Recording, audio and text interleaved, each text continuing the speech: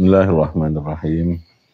Rabbi shrah li sadri wa yassir li amri wa hlul 'uqdatam min lisani yafqahu qawli. Subhanaka la ilma lana illa ma 'allamtana innaka antal alimul hakim. Rabbi shrah li sadri wa yassir li amri wa hlul 'uqdatam min lisani yafqahu qawli. Amma ba'd.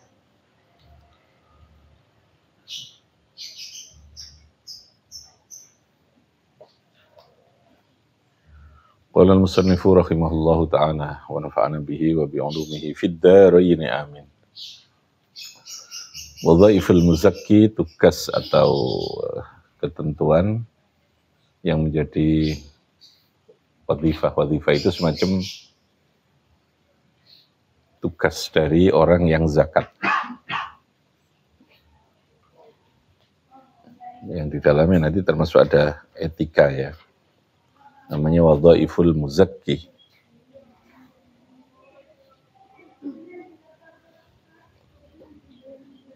Jadi dalam setiap sesuatu yang menyangkut tentang ibadah ya, masuk di dalamnya adalah ibadah, itu diperlukan adanya etika yang melandasi dalam pelaksanaan. Ketentuan atau penugasan, tugas yang terkait dengan muzakki, orang yang zakat. Al-wadhifatul ula, tugas yang pertama atau prinsip yang pertama, at-ta'jil an waqtil wujub. Ta'jil artinya adalah menyegerakan an waqtil wujub ketika waktu kewajibannya sudah sampai. Jadi sekali lagi dalam hal zakat juga ada waktu kewajiban, di mana seseorang pada waktu itu harus melakukan. Kalau dalam zakat istilahnya ada khaul ya, khaul. Ada khaul, khaul itu bisa dalam bentuk hitungan waktu yang menyangkut tentang 1 tahun terkait dengan kepemilikan dan pelaksanaan dari harta yang harus dizakati. Yang kedua, ketika saat seseorang mendapatkan harta yang wajib dizakati. Tidak mesti artinya tahun ya. Kalau seperti padi ya, zakatnya khaulnya itu ketika panen ya, ketika dapat penghasilan yang menyangkut padi itu ya kudu nang ditokno itu namanya. Nah, takjil itu sangat dianjurkan. Meskipun itu tidak wajib. Jadi ketika masuk waktu zakat itu harus segera. Boleh ditakhirkan, tetapi jangan sampai lalu menimbulkan resiko ya. Sebab kalau sampai ndang ditokno, kemudian hartanya itu rusak, kewajiban itu tetap harus dilakukan. Zakatnya itu harus tetap dilakukan. Jadi pada saat ketika seharusnya dia keluarkan zakat, tidak segera ditokno, mari ngono zakatnya kemudian harta bendanya itu kemudian hancur ya, rusak gitu ya. Maka kewajiban zakat itu tetap ya, kewajiban zakatnya tetap harus dilakukan. Makanya disunahkan at-ta'jil, mensegerakan an waqtil wujub ketika waktu kewajiban itu sudah tiba. Kalau dalam zakat fitrah ya, ketika ghurubus syams min akhir yaumin min Ramadan, itu berarti otomatis masuk kewajiban ya kudu ndang dilakoni gitu, ndang dilakoni. Itu hukumnya adalah sunnah takjilnya itu. Kenapa? Idharon lirrughbati fil imtisal. Jadi mensegerakan itu menjadi pembuktian atas semangat atau atas perasaan senang kita untuk segera melakukan perintah itu gitu ya. Jadi kalau orang itu diperintahno kok ndang dia nglakoni apa sing diperintahno, itu berarti ada nilai lebihnya. Meskipun ndang itu atau mensegerakan itu tidak menjadi kewajiban. Kalau masih ada waktu, sepanjang masih dalam waktu kewajiban itu. Kalau zakat ya sepanjang masih ada waktu ghurubus syams akhir Ramadan sampai kemudian qabla dukhulis salat, sebelum masuk di dalam apa? Salat itu. Nah, wis keluar itu ya berarti habis, kewajibannya itu habis. Kalau dalam salat ya ada batas waktu, mulai masuk wajib salat sampai batas akhir salat. Meskipun kamu tidak harus sholat fi awalil waqt ya, paham ya? Boleh kan? Kita sholat duhur jam 1 boleh, jam 2 boleh. Tapi ketika sudah masuk waktu asar, jam 3 taruhlah begitu ya, ya otomatis berdosa gitu. Sudah masuk waktu qadha kamu berarti sudah tidak boleh. Haram ya, meninggalkannya itu. Itu sudah dianggap meninggalkan. Jadi takjil itu disunahkan sebagai apa? Idhar, sehingga sholat di awal waktu itu menjadi sesuatu yang menunjukkan kita enggak tekno ya, memperhatikan dan merespon suatu tugas itu dengan baik gitu ya. Film tisal yang dalam kepatuhan, bisalis surur ila qulubil fuqara, kalau dalam zakat ya bisal, jadi segera menunjukkan rasa suka, demen, lirughbah fi itu artinya demen. Bi salis sururi kelawan nekaake gembira ila qulubil fuqara wa mubadaratil liwa'ikiz zaman. Mubadar itu artinya cepet-cepetan, menghindarkan dari segala gangguan zaman, anil khairati. Itu yang pertama ya.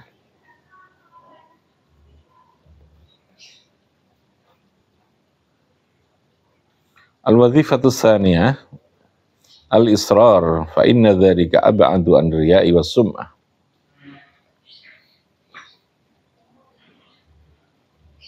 Oke.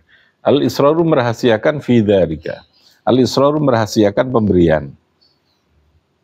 Ini menurut sebagian ulama, kalau zakat itu dianjurkannya malah ditampakkan gitu ya. Kalau sedekah itu yang israr, dirahasiakan tadi.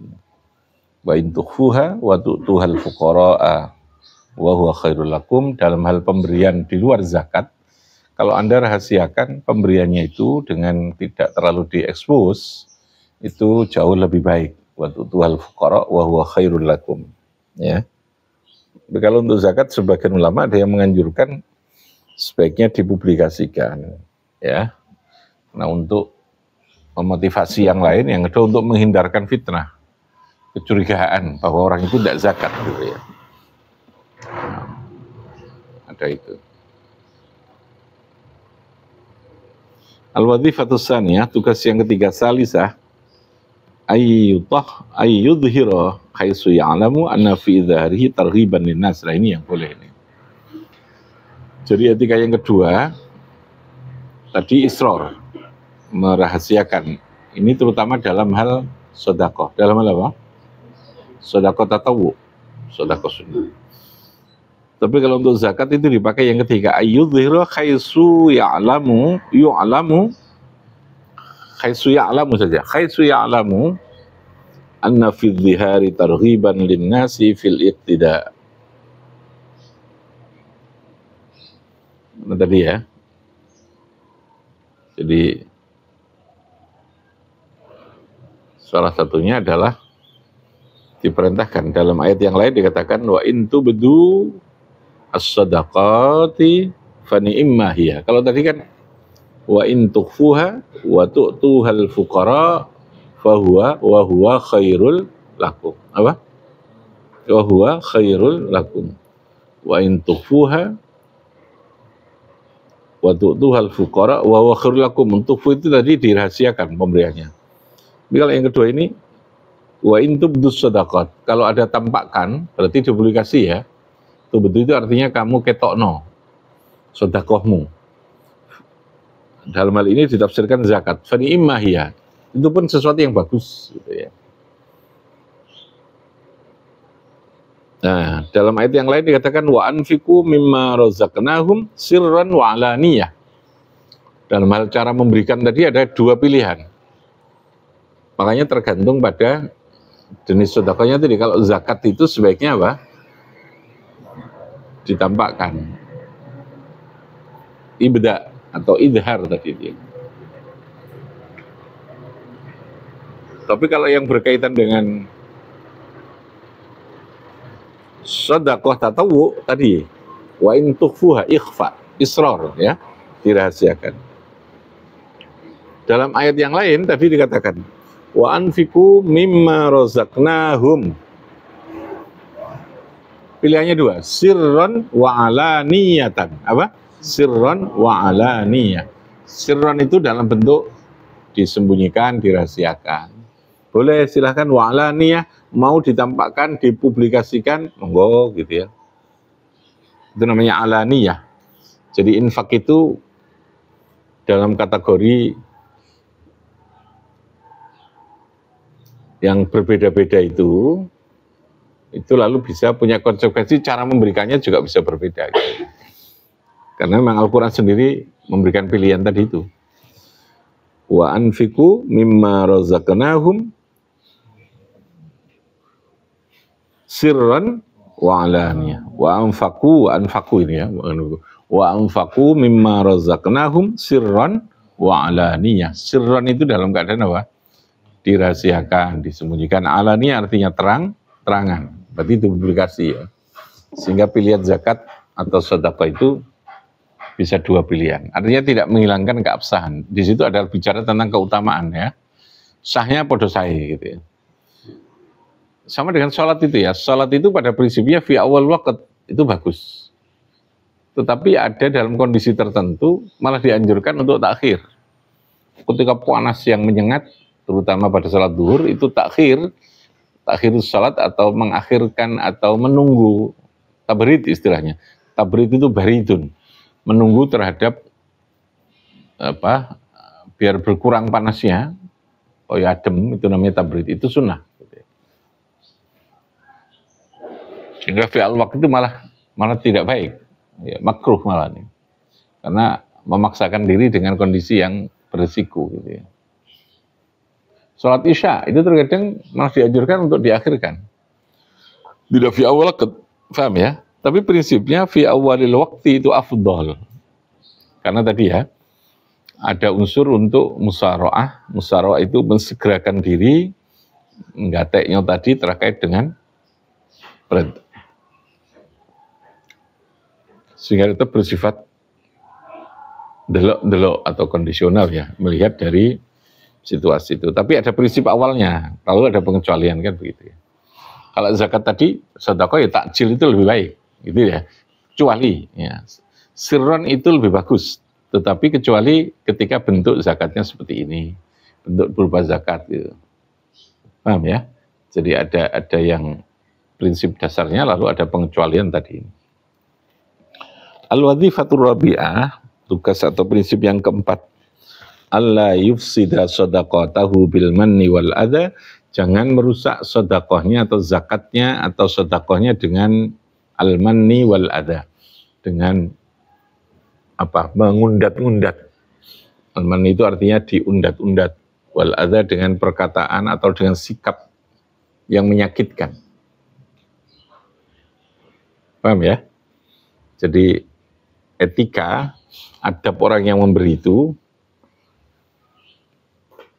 kalau dalam pemberian itu tidak ada istilah sah apa tidak sah ya. Kecuali dalam zakat terikat waktu ya dan jumlah. Paham ya? Sedekah itu ya dengan cara apapun ya tetap boleh gitu ya. Tapi apakah sedekah itu ganjaran apa ora?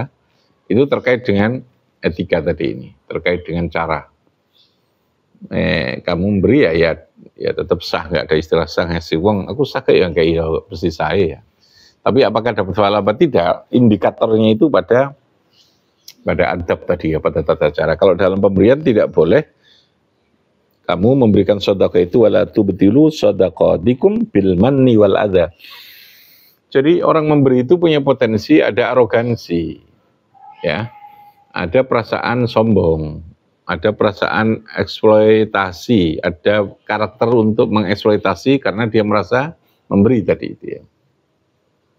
Juragan itu punya potensi itu. Makanya Allah mengendalikan itu. Kamu beri, tapi berimu tetap harus dengan etika. Karena sekali lagi Allah menciptakan manusia ada perasaan ya.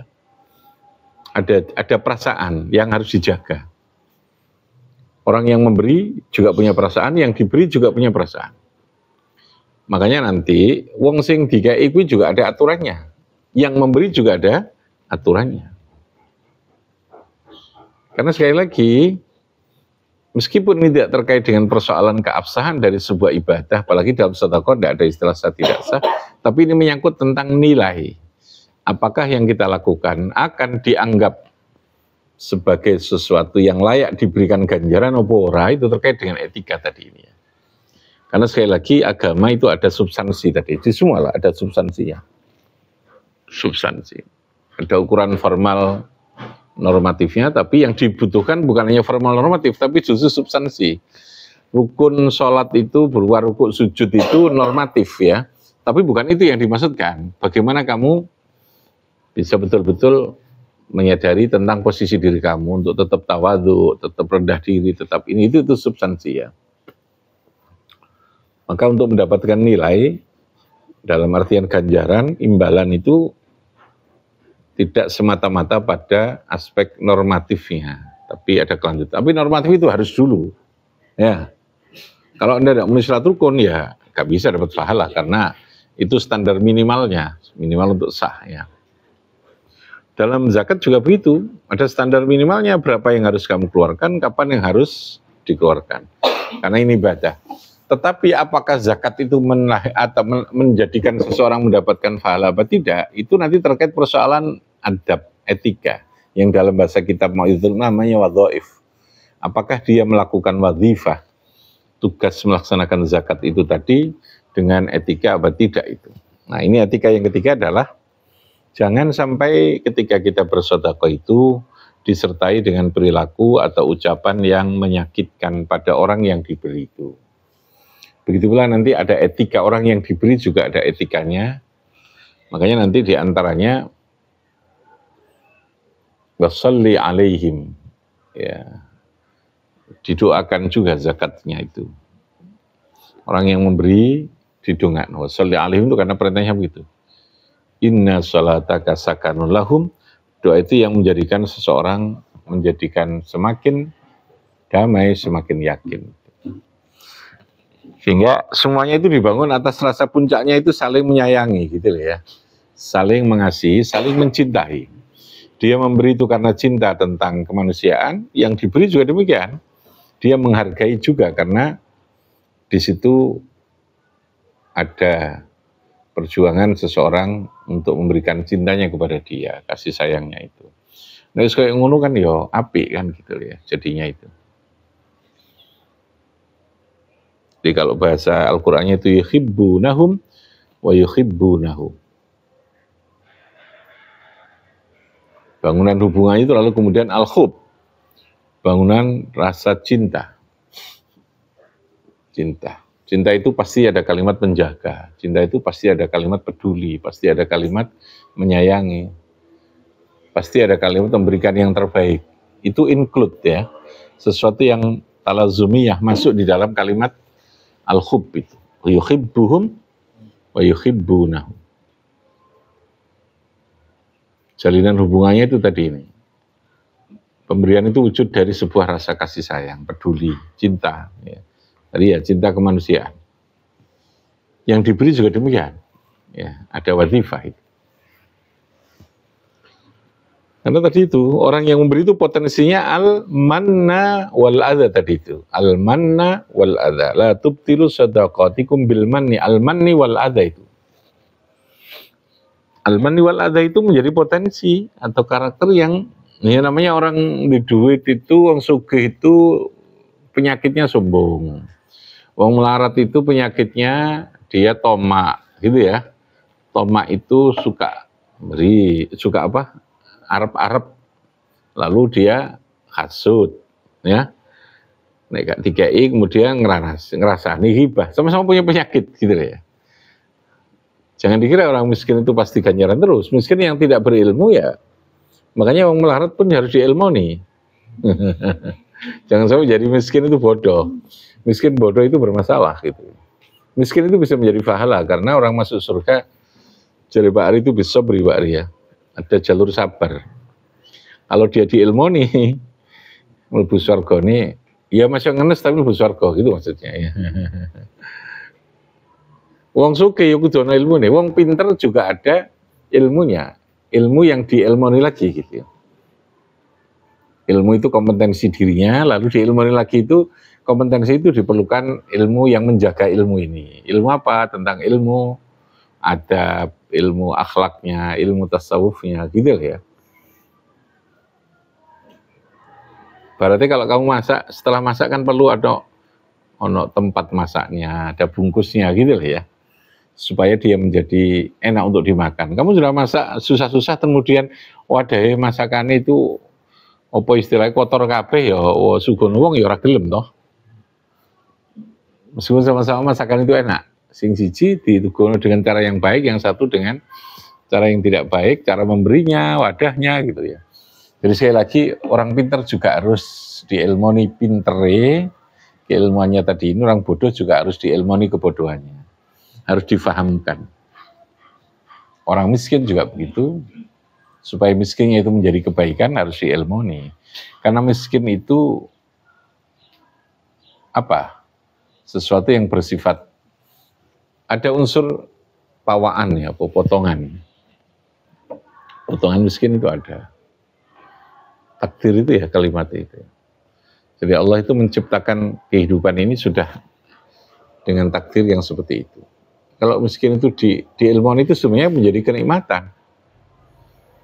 Banyak ilmu tentang kemiskinan sebenarnya juga panjang. Ya, ilmu jadi kaya itu juga panjang. Orang miskin kalau di ilmu itu justru dia jauh lebih indah. Dia merasakan miskin itu lebih baik kok. Saya tidak terbebani apa-apa, saya lebih merdeka, tidak terbebani oleh urusan sawah saya, menjaga harta saya. Saya tidak harus repot-repot mencarikan polisi, mencarikan hansip, apa yang dimaling, umpamanya gak ono apa-apa gitu kan, gitu ya. Nggak perlu ke bengkel, nggak perlu ke apa karena nggak punya mobil, nggak punya motor gitu ya. Saya juga lebih sehat, ya gitu kan. Karena tahu dia jalan, dia tahu ilmunya, ilmu tentang miskin. Oh miskin itu ternyata aku lebih sehat karena saya mau jalan. Meskipun awalnya kepeksa ya, tapi kalau di ilmu ini sih kan jadi nikmat gitu ya. Sehingga merubah dari sebuah kekurangan menjadi kekuatan itu saya kira di ilmu itu gitu loh ya. Nah itu karena yakin, pertama itu keyakinan begini ya, tidak ada sesuatu apapun yang dikehendaki Allah itu yang tidak ada manfaat, tidak ada hikmahnya, itu tidak ada. Meskipun dalam tanda kutip kata orang itu kekurangan, paham ya? Tapi kekurangan itu sesungguhnya bisa menjadi apa? Kekuatan kalau diilmoni itu ya. Seringkali orang kan melihat kekurangan itu seakan-akan sudah itu Gusti Allah meratapi gitu loh ya. Tidak lalu diilmoni, paham ya? Yang ada itu diratapi gitu. Wajah melas itu juga ada manfaatnya. Ada wajah yang menjengkelkan itu juga ada gitu ya. Jadi macam-macam lah gitu ya. Artinya keyakinan awal itu seharusnya begitu. Opo wae sing ditakdirkan Allah kepada kita, sesungguhnya harus kita yakini di situ pasti ada manfaatnya. Nah, Anda sesungguhnya fokus kita ini fokusnya kepada mengambil manfaat itu di mana gitu loh ya. Jangan sibuk untuk lalu meratapi, menyalahkan, gitu. Menghindarkan itu tidak boleh. Karena di situ pasti ada manfaatnya. Contoh, ketika kita ngeramut sekolah durung di bangku, durung di opo ya, itu kekurangan ya.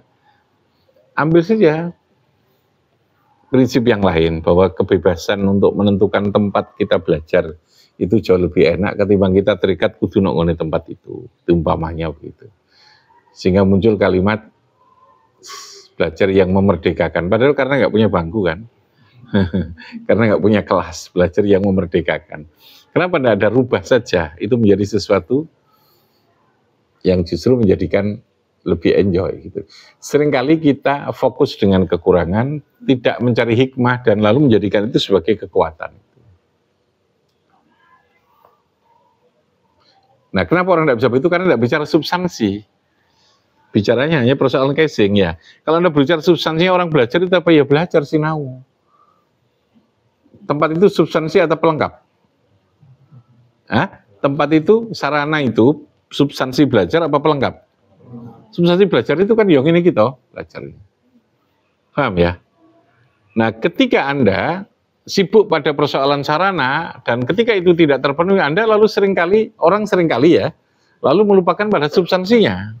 Ya sudah, tidak apa-apa, tidak ada substansi belajar kita ini, sepenting piawakmu, iso belajar kok, nanti wae iso, gitu loh ya.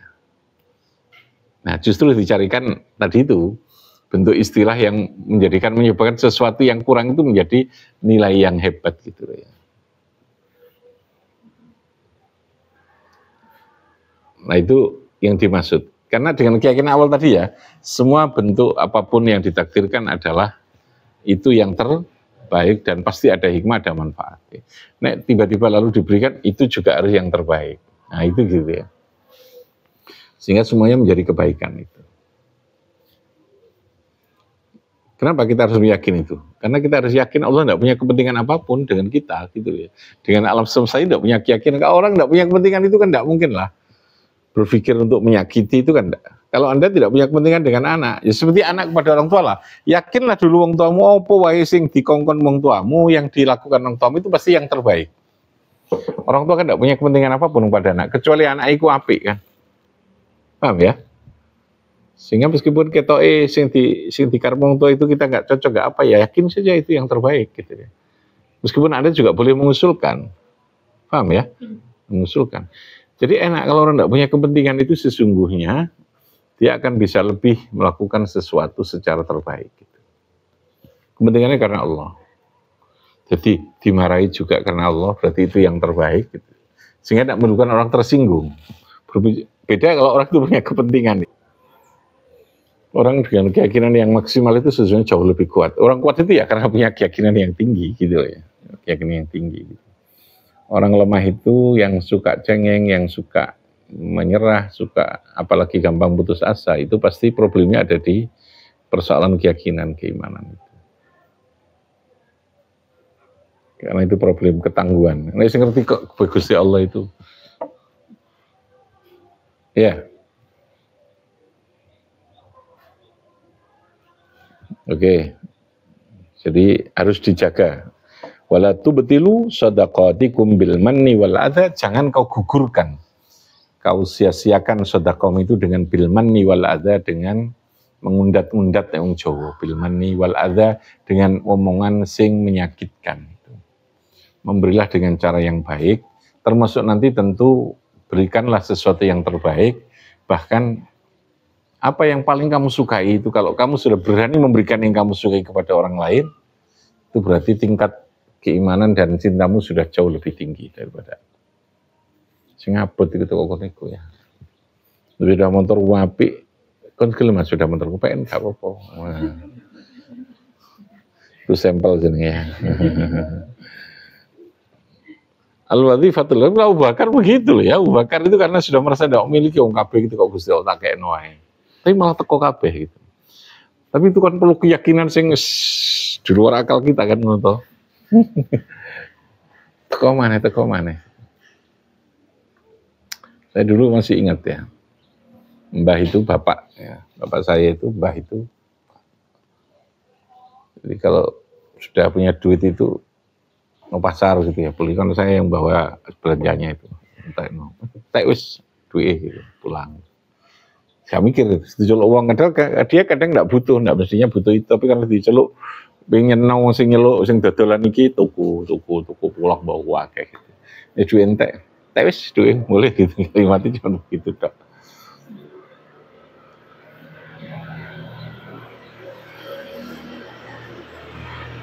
Jadi kata utamanya tadi itu, keyakinan yang tinggi. Sebelah ono maneh gitu kalau itu. Seolah mari maneh gitu. Ayyastasiro yang kedua, wadhifah khamisah, ayyastasiro yento menganggap kecil sopo muzaki al atiyata ing pemberian. Atiyah itu pemberian. Fa innahu in ista'zamaha a'jaba biha. Kalau dia menganggap pemberiannya itu luar biasa, ya dia akan ujub. Ujub itu yang penyakit itu memberi juga. Ujub itu ngerasa dirinya hebat, ngerasa dirinya yang memberi gitu ya.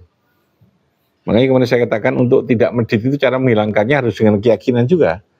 Bangun keyakinan mindsetnya, lalu beri contoh gitu ya.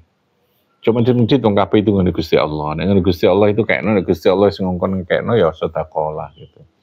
Gusti Allah pasti akan memberi. Nah, biasanya kalau ada pembuktian itu orang yang medit dia akan berubah karena karakter itu harus dibangun melalui sebuah perubahan mindsetnya dulu ya. Sampai dia lalu menggeser karakter tadi itu ya. Cara perubah kebiasaan atau karakter medit. Ya. Mindset, bangun, kemudian diberi contoh gitu. Aku nek penggambarnya loman suka memberi, saya juga Allah malah memberi kok gitu ya. Mindset. Makanya terkadang tadi izhar itu penting. Untuk apa? Untuk memberi motivasi orang, meyakinkan bahwa sedekah itu, memberi itu tidak pernah menjadikan Anda semakin melarat gitu gampangan itu. Lah pokoknya menjadi abot gitu kan itu. Yang keduanya kabeh kan toko Gusti Allah juga gitu ya. Paham ya? Dan gak teman-teman medite itu dikasih gitu. Sehingga pemberian itu harus kita yakini, oh ini kecil yang saya berikan itu, tidak sesuatu yang hebat, supaya tidak ujub. Walau ujub tahu ujub iku minal muhlikat, wa mukhbitun lil amal. Ujub itu rasa dirinya hebat ya. Senang gitu. Orang itu karena potensi karakternya kan senang dilem, dipuji, ya, dan sebagainya. Bahwa kita senang dipuji itu manusiawi boleh, tapi jangan sampai lalu kehilangan kendali diri kita bahwa kalau kita dipuji karena pinter ya, kita harus kembalikan, oh pinterku itu kok Gusti Allah kok, ora aku dewi, aku duit ya kata kok, aku dewi karena Gusti Allah sing ngersakno, itu terus gitu ya. Bahwa kita suka atau senang dipuji orang ya, enggak apa-apa, karena itu memang manusia dikai jiwa itu, fitrah itu, tapi fitrah itu tetap terkendali, gitu loh ya. Sama dengan orang itu diberi fitrah untuk mencintai, ya cintai yang diilmoni tadi saya katakan. Senang yang diilmoni, supaya tidak menjadikan muhlikat. Muhlikat itu yang kebat kelewat, yang lalu bisa menghancurkan dari sesuatu yang kita miliki, yang kita potensi itu. Jangan sampai lalu kemudian menghancurkan ilmu kita, pujian itu, menghancurkan terhadap prestasi kita, amal ibadah kita, gitu.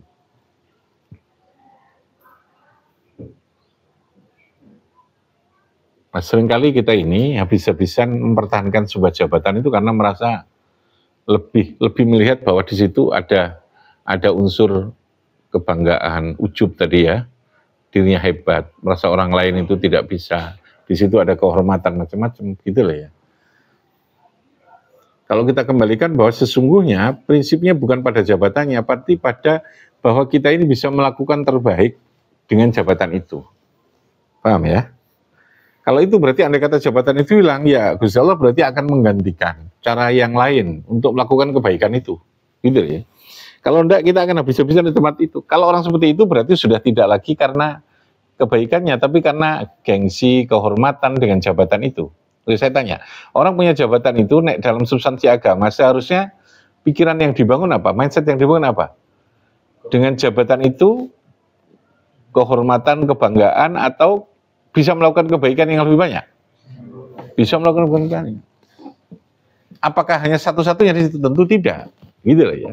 Apakah harus melalui itu? Kan tentu tidak. Karena kita meyakini kebaikan bisa dilakukan dengan berbagai cara. Itu kan membangun kreativitas, membangun orang untuk tidak berada dalam konflik, mempertahankan sebuah jabatan habis-habisan, apa saja. Paham ya? Sehingga kita lebih enjoy, menemukan lagi cara. Jangan kita memaksakan pada satu titik, karena kita hanya melihat, sekali lagi casingnya tadi ya, casingnya seakan-akan jabatannya itu, padahal mestinya substansinya. Jabatan itu untuk apa? Agar kita bisa melakukan kebaikan yang lebih luas, lebih baik. Karena ada medianya, ada institusinya, ada kekuasaannya, gitu ya. Dini itu sudah tidak bisa kita capai ya, berarti ada pilihan lain dari Gusti Allah. Carilah pilihan lain yang kamu juga bisa melakukan kebaikan. Sama lah kita ngeramut seperti begini. Ya kita yang penting terbaik. Karena kita untuk kebaikan, ya. Kalau kita wis dikai kok gak baik, ya berarti kita juga sama gitu. Wis dikai amanat itu kok tidak baik. Tapi kalau sudah bagus, lalu kemudian Gitu gak ngersakno, gak ngekei murid, gak ngekei santri ya wis, umpamanya gak ngekei tugas kuno.